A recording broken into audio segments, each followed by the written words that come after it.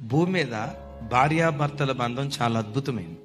నీ తల్లిదండ్రులను బట్టి నీ భార్యతో ఉన్న అనుబంధాన్ని పోగొట్టుకోకు. నీ తల్లిదండ్రులతో ఉన్న అనుబంధాన్ని బట్టి భర్తతో ఉన్న బంధాన్ని కోల్పోకు. పొరపాటున భార్యాభర్తల మధ్యలోకి ఆడపిల్ల తల్లిదండ్రులు కానీ మగపిల్ల తల్లిదండ్రులు కానీ దయ్యాల్లాగా పనిచేయదు. ఈ భూమి మీద కొంతకాలం అన్ని బంధాల కంటే ఒక శ్రేష్టమైన బంధం భార్యాభర్తల బంధం.